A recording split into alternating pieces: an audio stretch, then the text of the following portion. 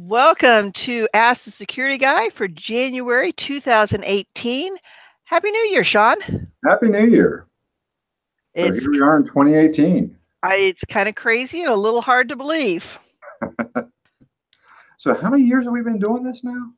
I think this is our third January kickoff of predictions for the new year. I'd have to go back and look, but yeah, it's kind of been a while now. Holy cow. It's hard to believe we've been doing it that long. Yeah. And so much has happened in the world of security. Gosh, it's just crazy this last year, what happened. Yeah, exactly. We've gone from, talking about password security to now the latest news is this big Intel debacle with their processor stuff. Yeah, which we're gonna dive into, but just a couple of reminders. If you should see to the right of the screen, on the right side of your screen, a chat window where you can chat. I've already kind of posted a couple of things out there, a couple of questions. Please feel free to ask questions, make comments as we talk about stuff. And let's get started with this whole Intel debacle. Shawn, if you can kind of explain to us in layman's terms exactly what does this mean? Boy, that's a tall order with this one. So think about it this way. The processor in your computer and your phone, whether it's an iPhone or an Android device, doesn't matter. Pretty much any computer on the planet, and servers too, aren't immune to this. All of the data that gets processed goes through the processor at some point in an unencrypted way, meaning that when it's in the processing core being handled and being processed, it's visible, right? Well, this vulnerability allows an attacker to kind of tap into what the processor's seeing as it's seeing it. Is kind of probably the simplest way to describe it. And would that generally be done through like a application that it's actually got malware in it? Right now, it's just a proof of concept. There's nothing been seen in the wild yet. But theoretically, the way it would have to work is it would have to be running locally on a computer. Most likely, it would have to be something a user downloaded and ran, which could come from a piece of malware. It could come from a phishing email. It could come from a bad download off of a website. There's a variety of ways it could come in. It could even be from a bad Word document or a bad PDF that has a payload or goodies attached to it. But like you said, though, it's a concept. We've not actually seen anything come of it. Is that correct?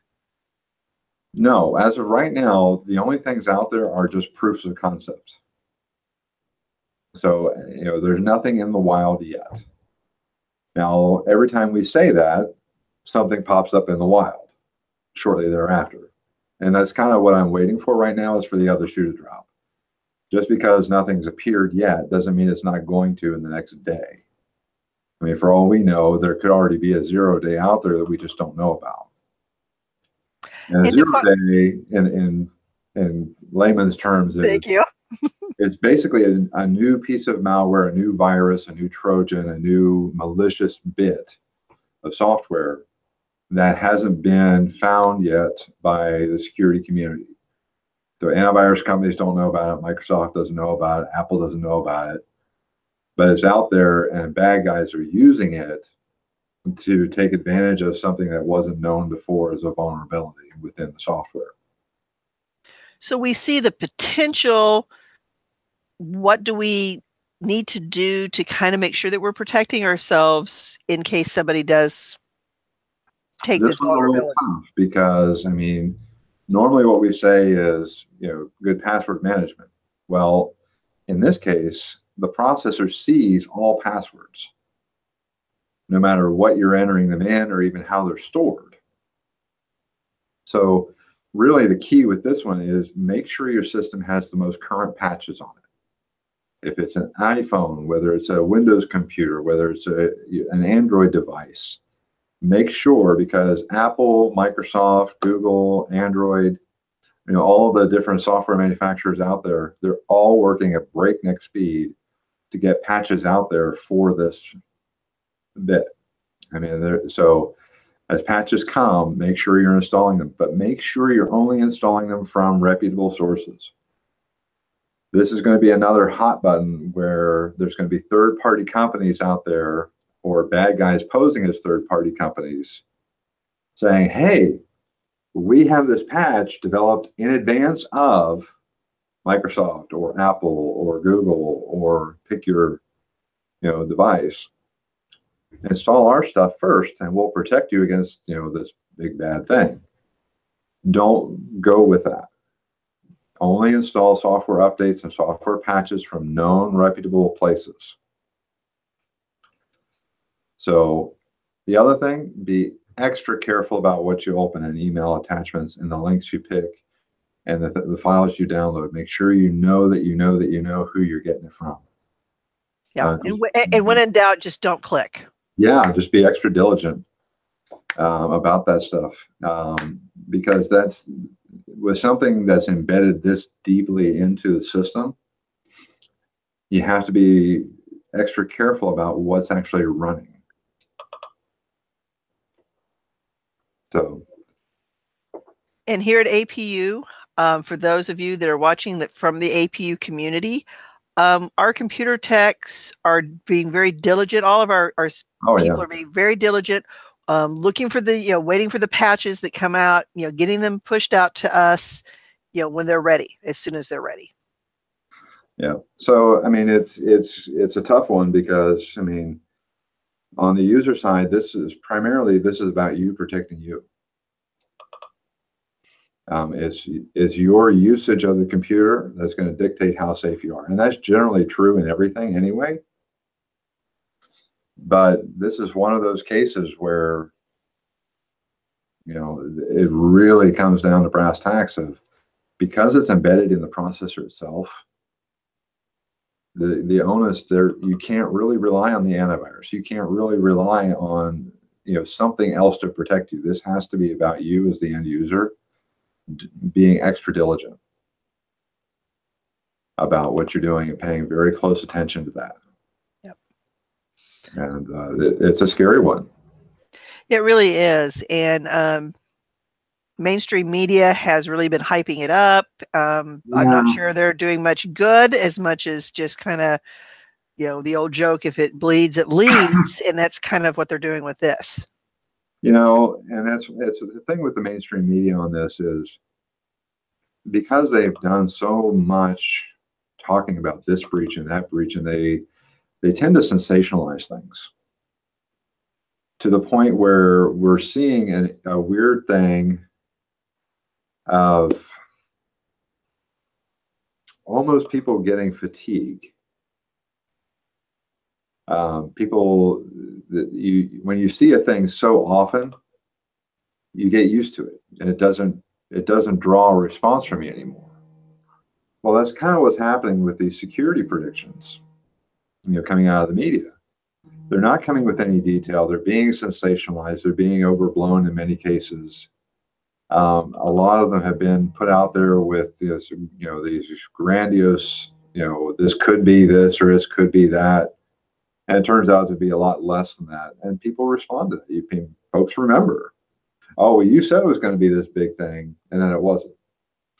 It's like weather forecasters saying it's going to rain in California. Hey, it rained yesterday, and rained hard. And nobody believed it was going to until it actually started falling from the sky. And that's the thing I learned when I moved to this state is the weather forecasters say it's going to rain, and then it doesn't. And this is a normal. So when it does rain, it's actually kind of a pleasant surprise. I'm from the East Coast. So from where I'm from, when they say it's going to rain, there's a pretty good likelihood it's going to rain. So it's some of this, this fatigue we have to worry about is, I know for our users and for our listeners, they hear all this stuff, or they're coming to us to hear what's real and what's not. And I hope that we're providing that in a realistic, non-sensationalized way. Yeah. Meltdown and Spectre, this one, pay attention. Excuse me. Sorry. And just for our APU folks too, remember you can go to support.apu.edu. We have an article there that talks a little bit about Meltdown and Spectra, and we'll continue to update information there so that you can find out what's going on as we learn things and it impacts our community. We will give you the real news. Yeah, definitely, definitely. So I think that covers that. I think so. And if you guys, if anyone has questions, you can put it in the chat. You can email iso@apu.edu. But now let's move on to the fun part. Shawn pulling out his crystal ball and giving us an idea of what we can see, what we may see in 2018 in the world of cybersecurity. Okay. Well, the coming year is looking pretty interesting so far. I know last year and the year before, our security predictions were there were a number of them. As I was thinking back to some of our predictions and how they panned out over last years, we've generally been pretty much hitting the mark. This coming year is a little different. One of the things that I started doing this year, as I started doing risk assessments and risk evaluation for APU and for just in general, and looking at risk assessments from a security perspective. One of the things I've started calling a risk, and so have others in my field, are regulations. So when we talk about regulations, we're talking about state, federal, or even international security regulations. And these laws are being passed with great intentions, and they're designed to enforce a culture of security, to make people step it up, so that we're ensuring that companies are using good security practices, that there's a means of accountability to ensure that that's happening, so that our data, yours and mine, is being protected, both in a commercial and a government's standpoint. So they exist with good intent. The vast majority of them are extremely well done or well written. One of the ones we spent a lot of time working on from a compliance standpoint this last year was some new regulations out of the Department of Education. And even though the assessment and the evaluation and the planning for that and the self-evaluation of that took us fairly significant amount of time from a team of people here at APU, it was also very good because it highlighted and helped us have a very good understanding of where we've already done a lot of really good work. So it was a reassurance. The reason we're calling it a risk, though, and we're calling all of these different compliance requirements a risk, is because they require a significant amount of time to verify compliance against. As time from a variety of people, from teams of people. It's not just my office, or it's not just IMT. The way these compliance bits work now is they're requiring departments and even down to end users to verify that they're handling data security in an appropriate way when it comes to data for our students, for our staff, our faculty, or we're talking about payroll data, or human resources data, or financial aid, or federal financial aid. All these different kinds of things, and it's different within every industry sector. I mean, I'll restrict to speaking about higher ed because that's what's relevant to us, but it's affecting every industry sector in ways that are relevant and specific to them. So one of the big ones that's coming out is the EU's General Data Protection Regulation, the GDPR. It's a big one. Right now, they're saying they're not going to audit for compliance. I don't expect that to hold long. I'm expecting that there will become a point where the EU is going to start auditing for compliance, and they are going to look for a company who's out of compliance to hang out to dry, to set an example. That's my expectation, because they want to demonstrate that this new set of regulations and laws has teeth. Why that matters is because in today's world, if you are doing your business online, if you are standing up a business online, you have the potential to be doing business internationally. That's just the way we are. I mean, we're a connected world now. So it's something to think about, and it's something to take a look at, and to at least evaluate, does the GDPR have any impact on your business or on your, how you're conducting your stuff. So that's the first bit. For a while now, we've been talking about the idea of password-based authentication going away. And, or is it being bolstered with two-factor or multi-factor authentication? Are you getting a text message or an app on your phone that says, hey, you're trying to sign in from this computer. Is this really you? Or you got a text message with a code that says, enter this code so we can complete your sign-in for your credit card. So those different kinds of things to authenticate who you are via different means. It involves multiple factors of authentication. But the holy grail there is to get rid of passwords and to replace them with something else. Now, what that something else is still up in the air. It could be biometrics. It could be third-party authentication using something you have and something you are, instead of something being a password. It could be, you have a USB key that you plug into your computer that authenticates that it's you. It could be that and a fingerprint, or it could be that and a retinal scan, or facial recognition is getting a lot better than it used to be. So there's a lot of different ways that this is being tackled, and a lot of research is going into how do we replace passwords, and how do we do it in a way that's sustainable and works for everyone.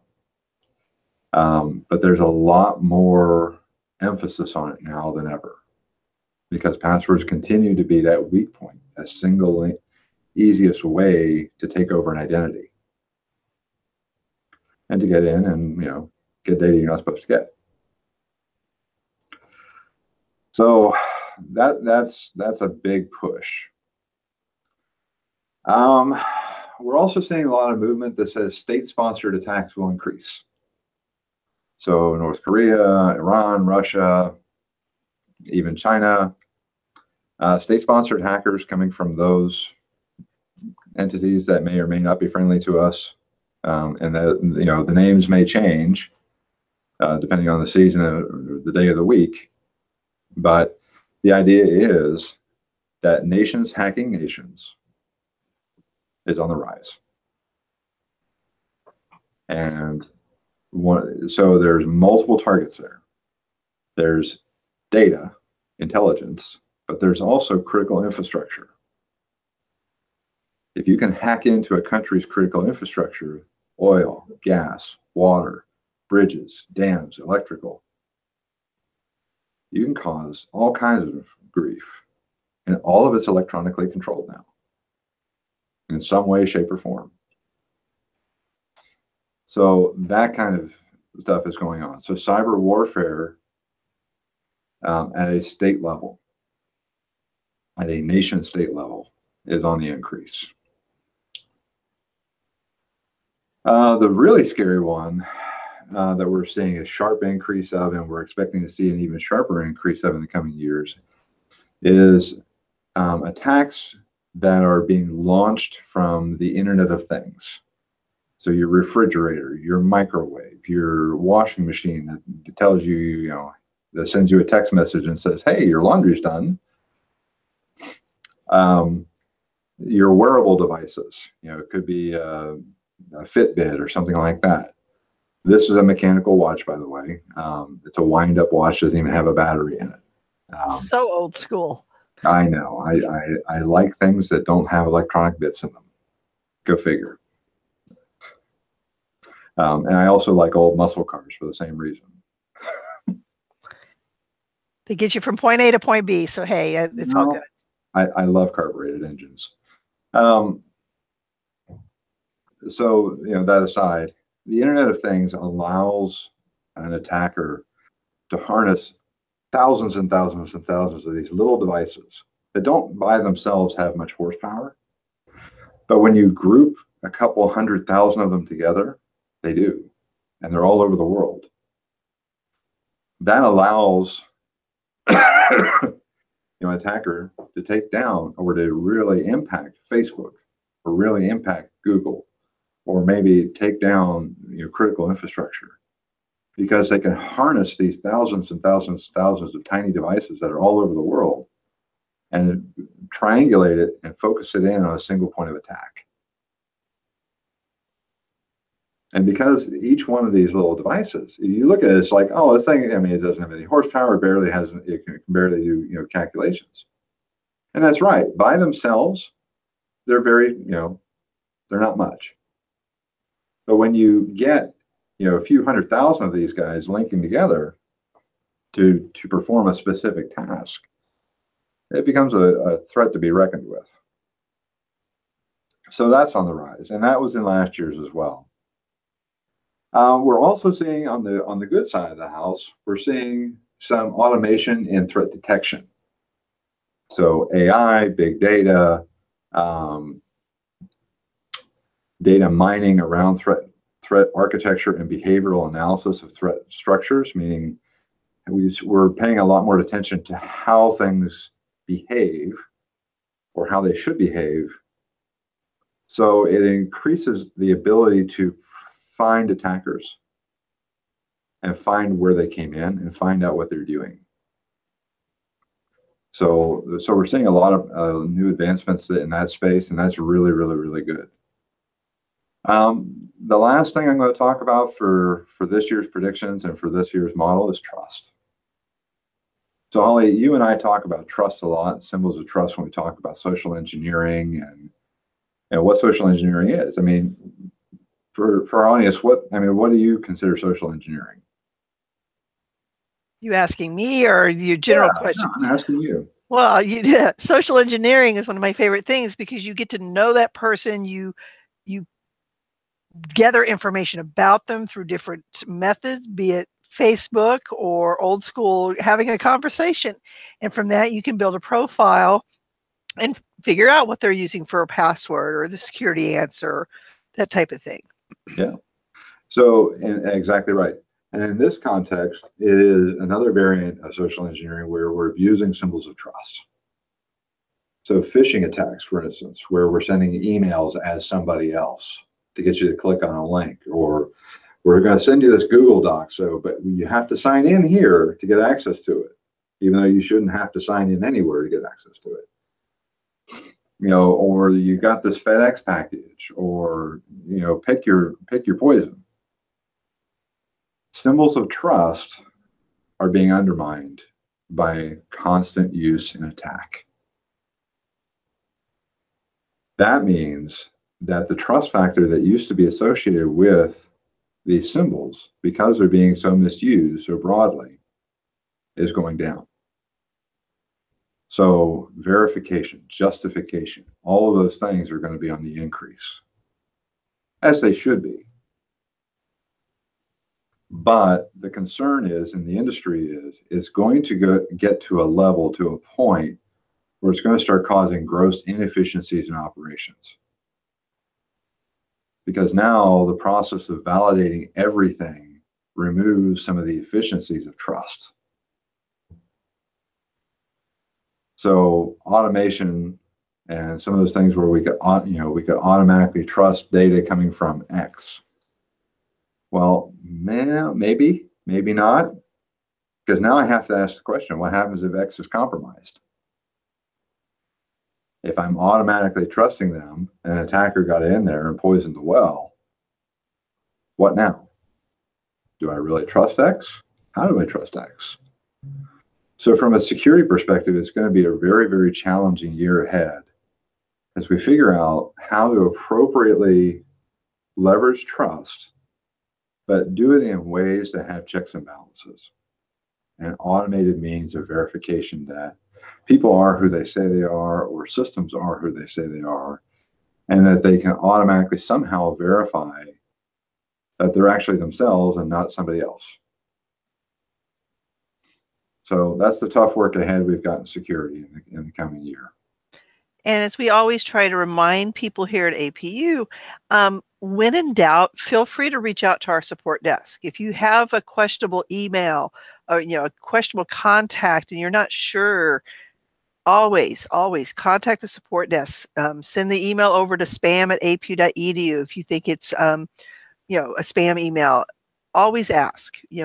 Our community has been doing an outstanding job the last several months in not compromising and asking questions and recognizing spam for what it is and these attempts at social engineering. Right. So yeah. So anyway, that's it in a nutshell for the coming year. We'll circle back. Hopefully we'll all be here in December and we can talk about to see how you did. Yeah, see how you did. One of our watchers sent a link over, actually ended up emailing it to me because you can't post links in the chat, for another video about Spectre and Meltdown that, check out and, hopefully post it there on security.apu.edu. Yep. Love it. More information is becoming available every day. Yeah. So with that, Shawn, Happy New Year again. And till next month. All right. You can always email us at iso@apu.edu. And next month we'll have our Valentine's Day episode. Oh no, what is that going to look like? I don't even want to know. Yeah.